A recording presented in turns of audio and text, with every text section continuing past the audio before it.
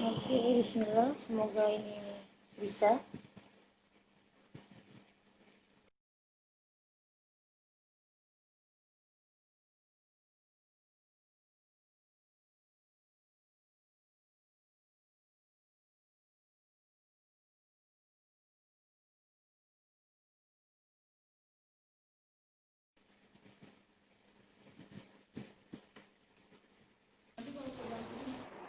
Alhamdulillah. Assalamualaikum Ustaz. Waalaikumsalam warahmatullahi. Suara saya jelas Ustaz? Jelas, jelas. Alhamdulillah. Oke, sudah. Gimana Saya suara saya jelas? jelas Ustaz. Alhamdulillah. Oke, bisa saya buka dulu ya Ustaz.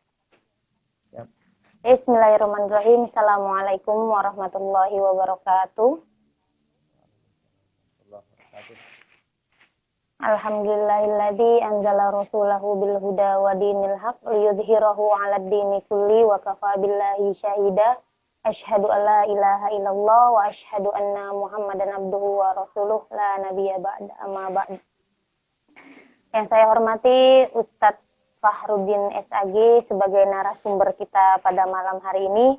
Terima kasih sudah meluangkan waktunya Ustadz. Nah, untuk dalam acara malam ini Ustadz ini akan insya Allah akan kita rutinkan. Tapi karena ini perdana, kita ambil momennya di 17 Agustus Ustadz. Jadi nanti karena biasanya kita kalau pembelajaran offline biasa kita ada latihan pidato, ada muhadharah itu di malam minggu, jadi insya Allah ini akan rutin pengganti latihan pidato untuk anak-anak. Jadi santri kita wajib mengikuti dan para followers Instagram juga akan boleh mengikuti juga. Begitu Ustadz. Nah, kita akan membahas hari ini Ustadz temanya tentang peran santri dan ulama dalam kemerdekaan. Seperti yang saya juga tahu, yang kita semua tahu Ustadz, dalam kemerdekaan dulu itu kan santri dan para ulama juga memegang andil dalam memperjuangkan kemerdekaan. Nah, sekarang bagaimana Ustadz setelah 75 tahun kita merdeka nih, bagaimana perannya santri dan ulama untuk di zaman sekarang untuk mempertahankan kemerdekaan khususnya?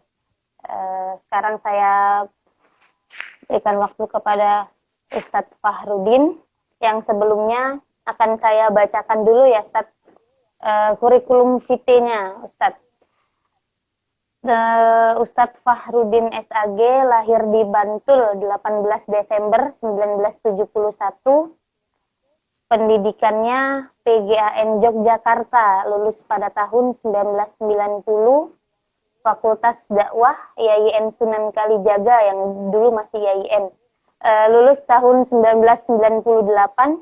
Lalu pengalaman organisasi Ketua Ikatan Mahasiswa Muhammadiyah atau IMM, Komisariat Fakultas Dakwah YIN Sunan Kalijaga, terus Wakil Ketua PDPM Bantul.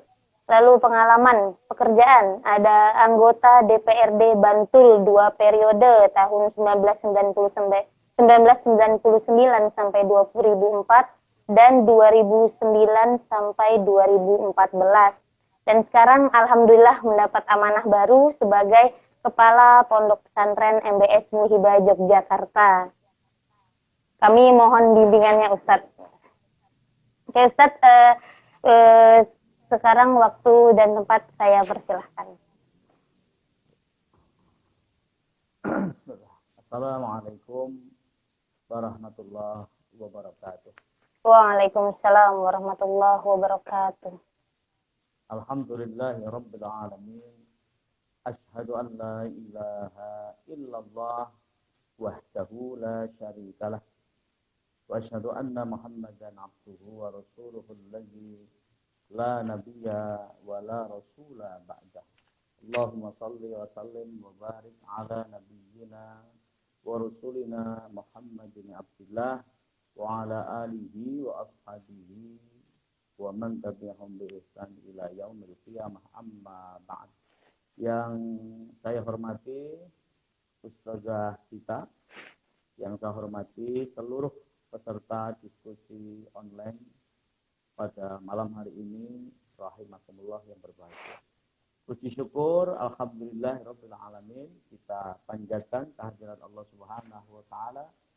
Salawat, salam semoga selalu tercurah terlimpah kepada junjungan kita Rasulullah Muhammad Sallallahu alaihi wasallam. Para peserta diskusi online yang saya hormati, malam ini saya diberi tema tentang peran santri dan ulama di dalam kemerdekaan. Sesungguhnya saya tidak begitu paham sejarah, tetapi sejauh yang saya tahu, yang saya bisa insya Allah saya sampaikan sekedar sebagai pancingan, pengantar diskusi kita malam ini. Semoga nanti membawa manfaat, barokah di dunia wa dunya hasil akhir. Amin.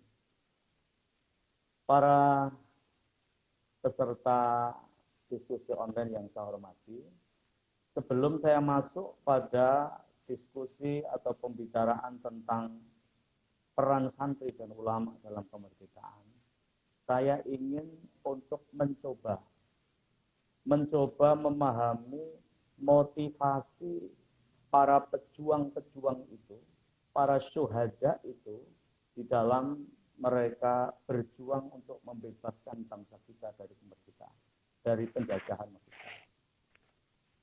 Kira-kira motivasinya apa? Peserta sekalian, pada umumnya orang itu akan melakukan suatu perbuatan, suatu pekerjaan. Itu karena dia menginginkan sesuatu. Pada umumnya seperti itu. Misalnya, contoh. Ada orang yang bekerja keras membanting tulang. Karena dia ingin memperoleh sesuatu, ingin memperoleh upah, ingin memperoleh materi untuk memenuhi kebutuhan hidupnya. Itu motivasinya. Sehingga untuk memperoleh apa yang dia inginkan itu, bahkan dia rela berkorban tenaga, rela berkorban waktu, merelakan kebersamaan dengan keluarganya untuk supaya apa yang dia inginkan itu bisa tercapai. Contoh lagi, misalnya ada orang yang dia maju ingin menjadi calon pejabat publik, misalnya sekarang yang baru dekat ini calon bupati, ada calon anggota legislatif, atau calon lurah, atau calon apa saja. Lalu dia bekerja keras untuk itu, siang malam ke sana kemari, kampanye, mencari pengaruh dan sebagainya. Bahkan secara materi dia korbankan banyak yang tidak sampai sulit dihitung saking banyaknya. Kenapa? Karena dia menginginkan sesuatu. Dia ingin menjadi bupati, atau ingin menjadi lurah, atau ingin menjadi anggota legislatif. Taruhlah ketika misalnya ditanya, lalu dia bilang, saya ini melakukan ini lillahi ta'ala loh. Saya melakukan ini karena Allah SWT. Oke. Misalnya seperti itu. Tapi walau bagaimanapun pasti ada materi yang nanti akan dia tuju. Akan ada materi yang akan dia peroleh. Artinya akan ada sesuatu yang dia peroleh di dunia ini. Oke. Nah, dengan asumsi ini pada kita dan para peserta sekalian. Dengan asumsi ini bahwa ketika seseorang melakukan sesuatu itu karena menginginkan sesuatu. Coba mari kita lihat para pejuang, para syuhada itu. Kita lihat dengan asumsi. Nah, para syuhada, pahlawan bangsa, itu berarti kan ada orang zaman dulu itu, ada orang yang dia itu rela maju perang melawan penjajah, yang secara peralatan perang jauh di atas mereka. Nggak imbang, nggak lawan. Bahkan mereka rela berkorban, harta benda, bahkan nyawa dia korbankan. Itu kira-kira apa yang mereka cari? Kira-kira apa yang mereka inginkan? Apa materi? Seperti yang tadi diasumsikan. Apa materi? Materi apa? Kalau ingin materi, mending jadi pengkhianat, ikut penjajah. Mungkin dapat materi lebih banyak. Apa dia ingin kedudukan? Apa dia ingin pangkat dan jabatan? Pangkat jabatan apa? Oh, saat itu juga nggak jelas. Atau belum jelas semuanya. Ini aneh. Orang biasanya berbuat sesuatu, mau berkorban karena menginginkan sesuatu. Tapi ini ada orang rela berkorban harta benda bahkan jiwa. Tapi tidak masuk akal kalau dia cari materi. Enggak masuk akal kalau dia mencari jabatan. Lalu apa yang dia cari? Saudara-saudara sekalian, yang paling rasional untuk menjawab pertanyaan ini, apa yang dia cari? Jawaban yang paling masuk akal adalah bahwa mereka berjuang itu karena motivasi yang sifatnya immaterial, bukan materi. Apa? Dia bukan karena ingin dapat harta, bukan ingin mendapatkan pangkat jabatan, bukan, pasti bukan. Tetapi benar-benar ikhlas karena Allah Subhanahu wa taala. Benar-benar karena menginginkan kemerdekaan yang itu belum tentu mereka ikut merasakan nantinya. Kalau toh menang perjuangan mereka ini, dia merasa itu pertolongan Allah. Dan kalau harus mati, bagi mereka adalah syahid di jalan Allah Subhanahu wa taala. Luar biasa. Ini kalau dipahami dengan asumsi tadi, seperti orang sekarang, kok ada ya orang sampai merelakan jiwa dan raganya seperti itu, padahal tidak ada materi yang dia terima, tidak ada harapan pangkat dan jabatan yang dia harapkan. Kok ada ya orang? Ada, ternyata ada. Nah, para pemirsa sekalian, sikap mental seperti itu rasanya kok mustahil. Itu hal yang mustahil atau hal yang mustahil. Dapat dilakukan oleh orang-orang yang orientasi hidupnya hanya materi saja. Enggak mungkin sikap mental begitu dimiliki oleh orang yang orientasinya hidup itu hanya materi. Enggak mungkin orang-orang yang pertimbangan untung ruginya itu hanya diukur dari materi saja. Orang-orang yang tidak mau berbuat kalau tidak mendapatkan sesuatu atau materi. Sehingga kalau diajak berbuat sesuatu, selalu pertanyaannya itu yang pertama dan utama, saya dapat apa? Berapa? Orang-orang begitu nggak mungkin punya sikap mental begitu. Sulit diterima oleh nalar sehat. Nah, peserta didik sekalian, sampai di sini saya ingin tegaskan bahwa menurut yang saya pahami, berjuang untuk kemerdekaan bangsa itu hanya bisa dilakukan oleh orang-orang yang memiliki keikhlasan, memiliki ketulusan untuk berjuang dan dimotivasi oleh nilai-nilai keagamaan yang kuat. Itu pemahaman saya.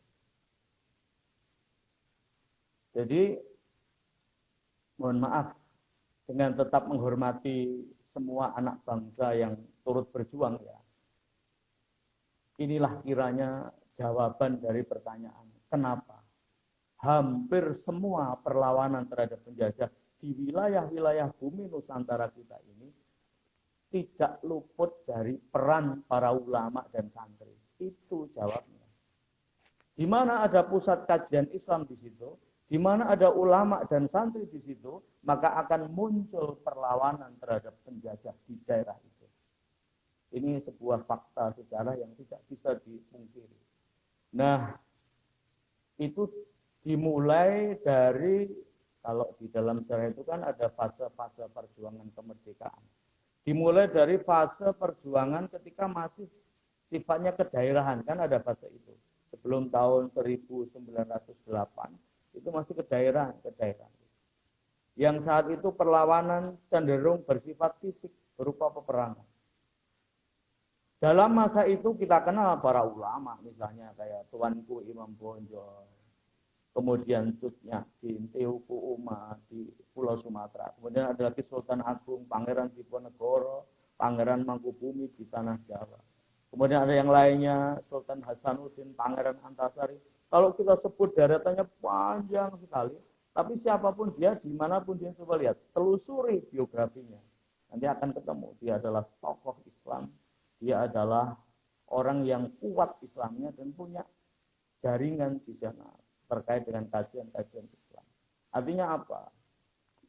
Di fase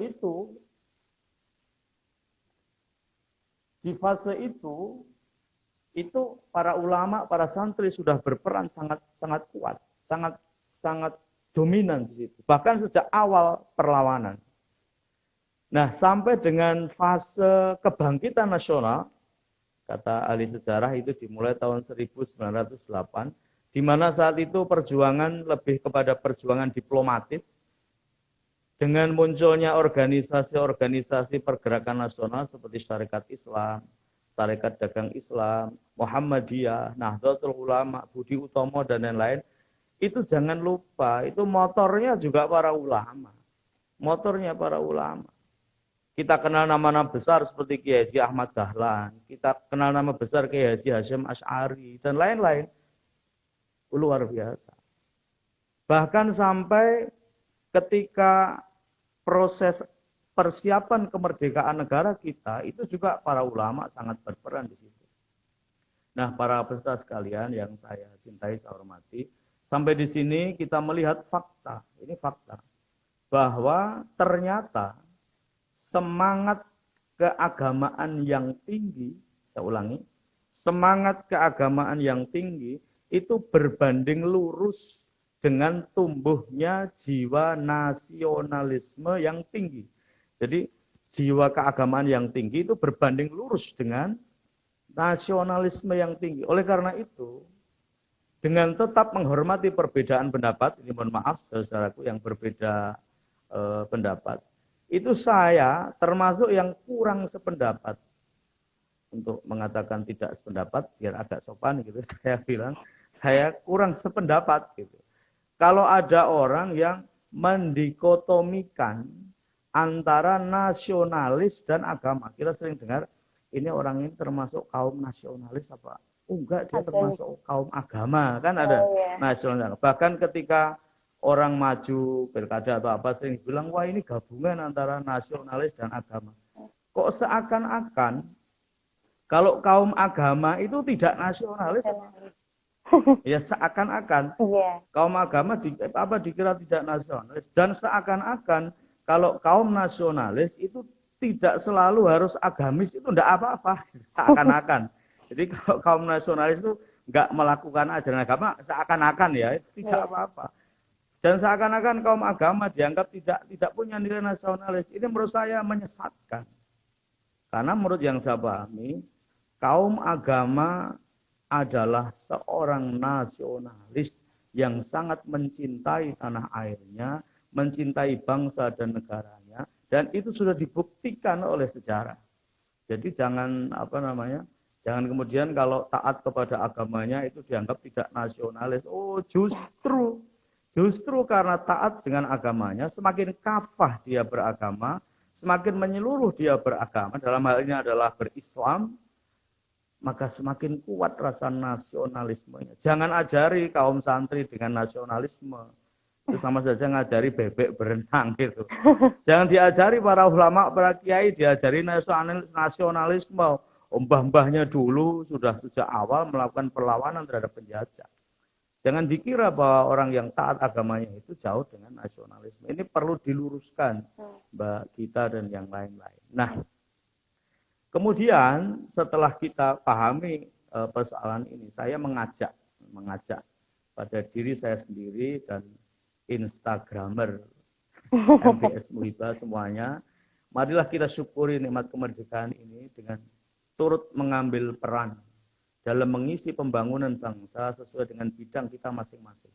Tentu dengan semangat keikhlasan dan semangat pengabdian kepada Allah SWT, sebagaimana yang dicontohkan oleh para santri dan para ulama pendahulu kita, yang sudah berjuang karena Allah untuk bangsa dan negara kita ini.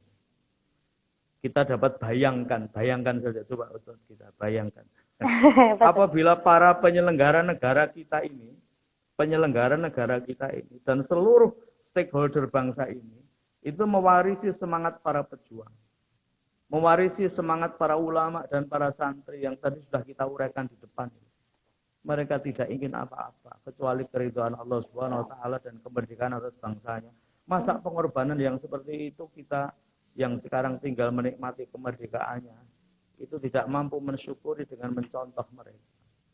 Tentu ini satu hal yang tentu sangat tidak sopan gitu, sangat tidak etis kita lakukan. Kita harus hormati mereka, kita muliakan mereka. Caranya bagaimana? Salah satunya tadi kita ambil peran di dalam pembangunan ini dengan semangat yang mereka wariskan kepada kita. Kalau bisa begitu, insya Allah akan lebih cepat tercapai kemakmuran dan keadilan secara kesejahteraan bangsa ini. Insya Allah. Tapi kan justru maaf ya, kalau dilihat sekarang ini maaf sekali, kayaknya ulama justru saya tidak tahu apa sengaja apa tidak itu eh, terpinggirkan dari percaturan pembangunan di bangsa kita ini. Tidak tahu apa dipinggirkan, apa terpinggirkan, wallahu a'lam bishawab. Anti NKRI katanya, ya. Ustaz. Nah, makanya kalau apa Islamnya kelihatan kuat kemudian dibilang anti RKRI, anti kebinekaan. Artinya ini omongan orang yang nggak paham sejarah sama sekali. Orang yang nggak paham sejarah. Karena justru karena Islamnya kuat itulah muncul semangat nasionalisme untuk membela bangsa dan negara. Nah, maka Mbak, saya mengajak pada diri saya, kita jangan alergi ketika kemudian misalnya para santri nantinya diberikan ilmu, diberikan kesempatan. Jangan hanya, jangan hanya mengkritik kekurangan, tapi masuk kemudian kita coba untuk perbaiki sesuai kemampuan kita. Contoh misalnya, ketika bicara tentang kepemimpinan, baik nasional maupun lokal. Undang-undang kita mengisyaratkan bahwa pergantian pimpinan itu melalui mekanisme politik. Dan di situ tidak bisa tidak harus ada peran partai politik misalnya kan. Tapi kan sering ada kemudian teman-teman kita yang alergi terhadap partai politik. Karena dibilang wah politik itu kotor. Wah politik itu macam-macam. Akhirnya apa? Orang-orang yang paham agama, orang-orang yang baik justru lari dari politik. Akhirnya apa? Orang-orang yang nggak beres pada senang bersorak-sorak. Ya sana lari, sana yang jauh sana jangan semua. Kan gitu. Itu yang dia tunggu sehingga mereka bisa bermain semaunya, seenaknya tanpa harus ada yang ngerecoki lah menurut mereka. Maka sungguhnya menurut yang saya pahami, kalau memang kita melihat ada hal-hal yang tidak pas ya mari kita. Cuman sayangnya kalau biasanya di luar bagus, kalau sudah masuk sering terpengaruh akhirnya jadi buruk. Mungkin karena apa? Ya tapi harus dicoba. Seburuk apapun ya harus kita harus kita berbuat gitu. Harus kita berbuat sesuai dengan kemampuan kita masing-masing. Demikian Ustadz kita yang sekedar pancingan diskusi ya. Saya berharap semoga nanti bisa kita kembangkan di diskusi kita sehingga diskusi kita malam ini membawa manfaat untuk kita semua.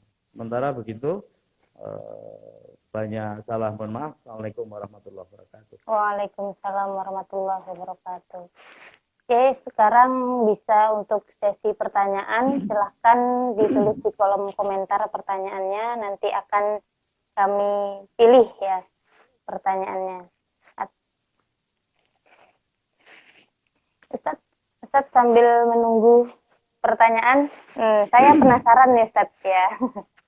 Saya penasaran. Misalnya tadi antum menyinggung tentang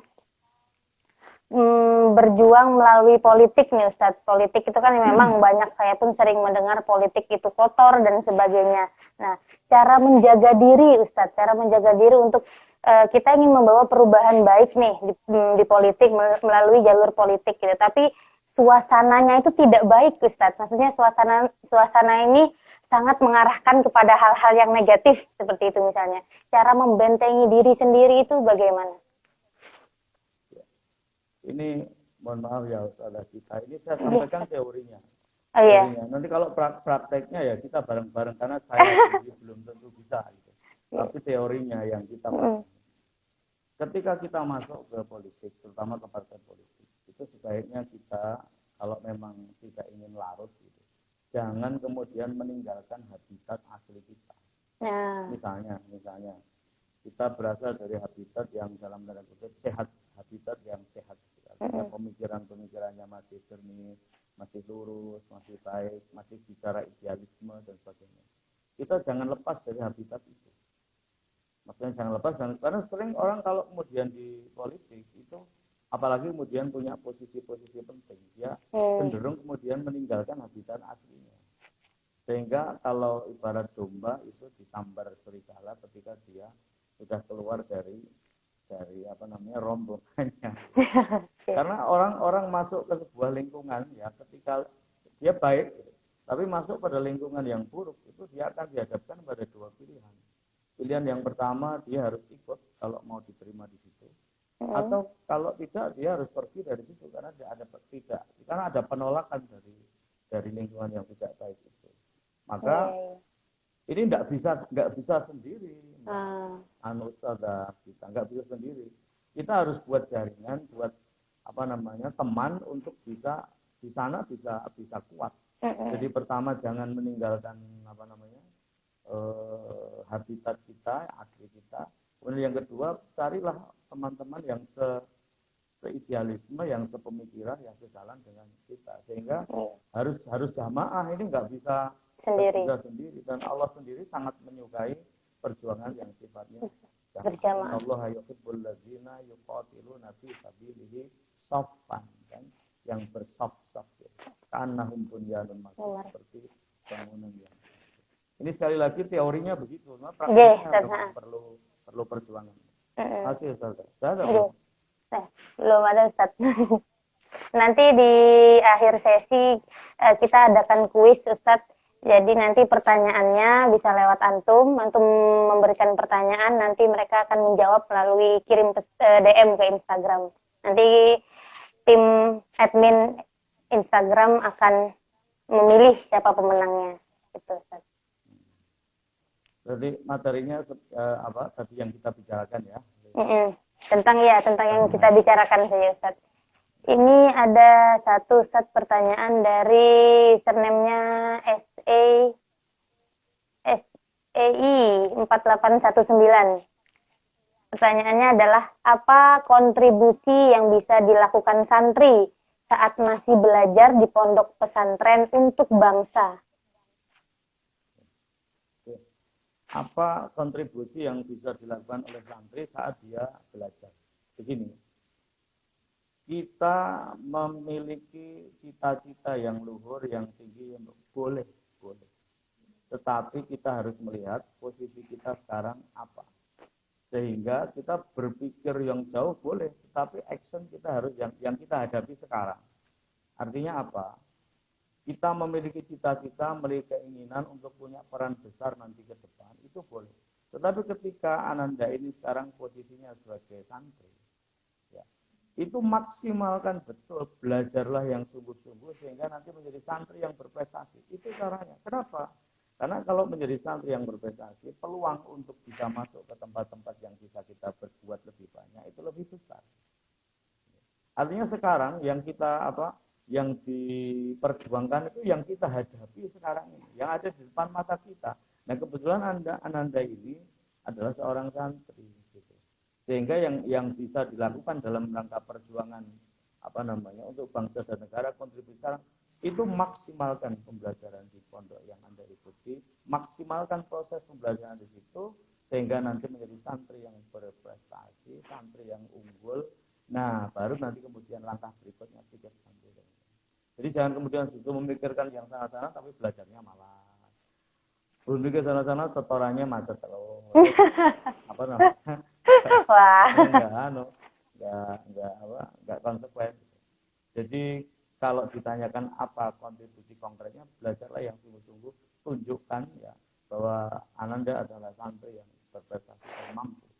Sehingga nanti untuk step tahap berikutnya Anda akan lebih leluasa untuk menentukan lewat jalur mana saya harus berjuang untuk bangsa ini. Begitu, Ustaz. Ustaz. Terima kasih Ustaz atas jawabannya. Ini belum ada lagi pertanyaan. Mungkin masih pada merenung-renung. Iya, Ustaz, membayangkan bagaimana untuk masa depan ini, Ustaz, sepertinya. Jadi saudara kita, Iya, kalau untuk sekarang ini memang kalau menunggu diberi peran kok kayaknya juga tidak sesederhana itu. Maka kalau memang tidak diberi peran ya kita ambil peran itu. Caranya bagaimana? Kita harus punya kompetensi. Sehingga kita dibutuhkan untuk bisa mengambil peran di dalam pembangunan itu. Dan kemudian justru para orang-orang yang yang baik, orang-orang yang lurus malah terpinggirkan. Sehingga kalau seperti ini nanti kan masalah ke depan. Artinya sampai ada orang mengatakan bahwa pemimpin saat ini adalah cerminan dari kondisi masyarakat yang ada. Apa juga itu? Ya loh, apalagi di era demokrasi. Pemimpin yang ada sekarang ini yaitu cermin masyarakat pada umumnya.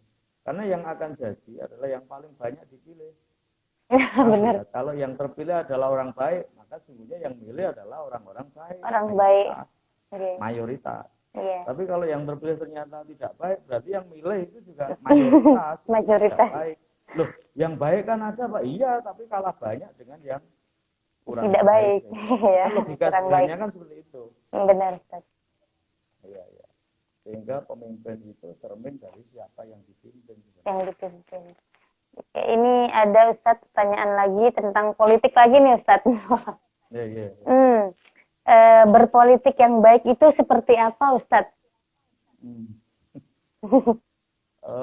Kalau kita sebagai Muslim sebenarnya Islam itu kan mengatur seluruh aspek kehidupan manusia kan agama kita begitu.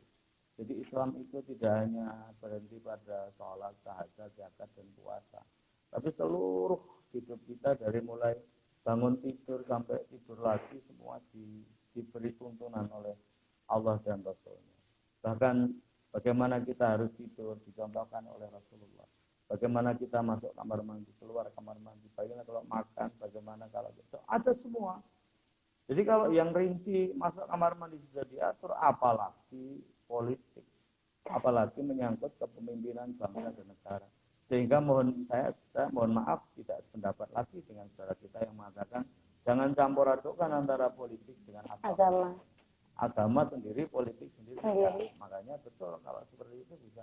Kalau mempolitisasi agama, nah memang jangan mempolitisasi agama itu artinya ingin menggunakan agama alat politik itu jangan. Seharusnya kan dibalik. Harusnya kan menggunakan politik untuk kepentingan agama, nilai-nilai agama. Itu bukan justru agama yang diperalat untuk memenangkan atau untuk politik, tapi dia balik. Politik dia digunakan untuk memperjuangkan agama dalam arti untuk menanamkan nilai-nilai positif, nilai-nilai kebaikan. Karena seluruh agama mengandung nilai-nilai kebaikan. Nah, kalau kembali ke tadi bagaimana berpolitik yang baik menurut agama, ya berarti jawabannya yang tidak menyimpang dari kaidah-kaidah nilai-nilai yang sudah ditetapkan oleh Allah dan Rasulnya. Ya. Artinya ketika kemudian politik itu menyimpang dari itu, ya sudah mulai dia keluar jalurnya dan pasti akan membawa keburukan pasti. Sehingga kalau dikatakan bagaimana politik yang baik adalah politik yang sejalan dengan nilai-nilai yang sudah ditetapkan oleh Allah dan Rasulnya. Ada kejujuran di sana, ada keadilan. Kan itu nilai universal juga kan? Iya benar Ustaz. Enggak hanya itu semuanya. Iya, karena itu nilai-nilai yang sifatnya universal itu semua bisa menerima saya kira. Dan saya kira orang baik, orang jelek pun mengakui bahwa baik itu baik kok. Iya loh. Pencuri itu ngakui enggak kalau mencuri itu jelek? Benar, baik mengakui. Iya, makanya kalau ketahuan dia lari kan. Nah, karena dia sadar bahwa karena mencuri itu tidak baik. Dia ngerti. Jadi semuanya koruptor itu paham betul kalau korupsi itu benar paham, tapi ketika kemudian sistemnya itu mendorong memungkinkan untuk itu maka cenderung kemudian mendekat ke sana. Maka disinilah peran politik untuk melakukan pengaturan sistem supaya lebih menutup peluang-peluang yang ada ke sana. Jadi semua upaya politik yang mengarah ke sana itu politik yang baik. Tapi ketika ada upaya politik yang mengarah kepada kecurangan, pada ketidakadilan, itu politik yang buruk. Alat ukurnya sebenarnya sederhana, jelas. Karena dalam Islam yang haram itu jelas haram, yang halal halalnya. Halal. Ada lagi Ustaz? Terus selanjutnya Ustaz, bagaimana cara menjaga keikhlasan? Misalnya keikhlasan hal simpelnya kalau anak-anak ini Ustaz, hal simpel di asrama misalnya. Sudah dibuat kelompok untuk piket gitu. Tapi ada yang piket, ada yang tidak. Padahal aslinya yang piket ini ikhlas, Ustaz. Nah, tapi kan ada yang membuat jadi mengurangi keikhlasan bahasanya itu. Gimana cara tetap menjaga biar tetap ikhlas? Jadi kalau kita konsisten, maka sesungguhnya apa yang sering kita baca tiap hari itu melatih kita ikhlas. Kita sering membaca Iyyaka na'budu wa Iya. iyyaka nasta'in. Hanya kepada Engkau ya Allah kami menyembah dan hanya kepada Engkau kami mohon pertolongan. Artinya kalau sudah begitu, apa yang kita lakukan itu semuanya ukurannya adalah yang kita cari apa? Ridhonya Allah Subhanahu wa taala. Kita tidak usah begitu peduli dengan orang kalau terkait ini loh ya. Kalau terkait misalnya yang sering membuat orang terganggu keikhlasannya kan misalnya ada sudah satu tadi dicontohkan ada anak satu asrama sudah piket setiap hari Selasa misalnya ada 5 orang. Semuanya awalnya ikhlas gitu. Tapi ketika kemudian ada anak yang tidak ikut piket akhirnya tertumpuk ke yang piket hanya ini saja. Lama-lama ini kan tergoda, oh itu sama-sama piket. Nah, benar Ustaz ya. Nah, itu mengganggu keikhlasannya seperti itu. Sudah lakukan saja. Tuntunan niatkanlah bersih-bersih itu dalam rangka melaksanakan hadisnya Rasulullah SAW. Karena Allah indah, suka keindahan, suka kebersihan gitu. Lakukan itu dengan niat karena Allah, insya Allah jadi ibadah. Ada temannya yang tidak mau ikut kalau dalam rangka amar ma'ruf nahi munkar ya ingatkan dengan baik. Kalau ikut alhamdulillah, kalau enggak kan enggak ngaruh apa-apa. Yang ngasih pahala Allah. Kan? Yang menentukan nasib kita Allah. Yang mencukupi segala kebutuhan kita Allah. Kenapa harus peduli sama orang? Ya sudah yang kita lakukan Allah suka, Allah cinta, Allah sudah cukup. Insya Allah kalau bisa bertahan itu, Ustazah, itu kalau memang kita terbiasa. Artinya ikhlas itu kan kalau mau jadi akhlak kan harus dibiasakan dari hal-hal yang kecil. Karena Imam Ghazali mengatakan akhlak itu kan sifat yang tertanam kuat di dalam jiwa seseorang yang dengannya itu melahirkan satu perbuatan yang keluarnya itu tidak usah pakai mikir di ghairi hajatin ila baru yakin. Jadi nggak perlu lagi mikir, nggak perlu keluar. Kenapa bisa begitu? Karena saking biasanya. Nah, orang yang terbiasa ikhlas dari terus itu dia akan terbiasa mensikapi sesuatu dengan ikhlas karena sudah jadi kebiasaan. Nah, yang sulit itu membiasakannya itu. Nah, maka di lingkungan pondok itu memang intinya kan bagaimana menciptakan situasi sehingga seluruh yang ada di pondok itu bisa membiasakan diri untuk kebaikan-kebaikan. Kelebihan di pondok itu kan seharusnya ini pondok yang baik tentunya. Itu di sana anak santri itu dia tidak ada tempat untuk melakukan perbuatan yang tidak baik. Kenapa? Karena di situ lingkungannya mendukung untuk membiasakan yang baik. Ustadz-ustadzahnya, muslim-muslimahnya juga terkondisi. Kalau istilah dunia pendidikan itu namanya kompetensi yang berbasis lingkungan. Kalau pondok ya berbasis lingkungan pondok. Begitu masuk lingkungan pondok itu tidak ada tempat untuk melakukan. Termasuk ikhlas. Ketika orang sudah terbiasa ikhlas, insya Allah mensikapi apapun dia akan terbiasa ikhlas. Nah, caranya saling mengingatkan, saling membiasakan. Semoga dimudahkan oleh Allah SWT. Termasuk saya yang ngomongin itu. Amin ya Allah. Amin. Masih ada Ustadz. Pertanyaannya, bagaimana sikap kita apabila berhadapan dengan orang yang seakan-akan menganggap atau menjudge bahwa, maaf Ustadz, seluruh umat muslim itu anti NKRI? Ini saja, jadi kalau memang karena begini, ada orang itu yang bersikap seperti itu, artinya dia menjustifikasi bahwa seluruh umat Islam itu anti NKRI. Dia bersikap seperti itu, ada yang karena dia tidak paham. Artinya dia karena kesalahan menerima informasi, ada yang seperti itu. Tapi ada yang bukan karena tidak paham, bukan karena tidak paham, tapi memang ada kebencian di dalam hatinya, sehingga kita lihat dulu ini orangnya masuk kira-kira saja karena kita nggak tahu ini. Kira-kira orang ini termasuk yang karena nggak paham, apa karena memang karena dibungkus oleh kebencian. Nah, kalau karena tidak paham, nah ini bisa kita tunjukkan fakta-fakta tadi, fakta-fakta sejarah tentang peran ulama dan santri di dalam kemerdekaan. Sejak awal perjuangan sampai dengan kemerdekaan, sampai dengan bagaimana berkorbannya umat Islam terhadap penetapan Pancasila, sila pertama, kemudian Piagam Jakarta, Banyak hal itu kita tunjukkan faktanya, dan itu tidak bisa dipungkiri bahwa umat Islam dibilang anti NKRI. Siapa bilang? Karena fakta sejarah. Itu kalau dia memang karena nggak paham. Gitu. Iya. Tapi kalau karena kebencian saja, ya sudah, kita doakan saja semoga dibukakan hatinya oleh Allah Subhanahu wa taala. Dan kalau toh dia menyampaikan opini-opini, ya kita lawan dengan opini. Maka perjuangan sekarang ini bukan sekedar perjuangan fisik, tapi justru lewat lewat media sosial, lewat itu insya Allah juga kalau kita niatkan untuk meluruskan opini-opini yang kurang tepat, itu juga menjadi insya Allah semoga bernilaikan ibadah. Tapi kalau karena tidak tahu atau salah paham, bisa dipaham. Tapi ada tahu orang yang dia tuh nggak ingin paham, karena intinya itu pokoknya nggak suka. Kalau sudah begitu, like and dislike dijelaskan seperti apapun tidak akan jelas, karena dia sebenarnya sudah jelas. Sudah jelas ya. Sudah jelas, tapi tidak ingin jelas, sehingga memang intinya kan mencelanya itu yang penting.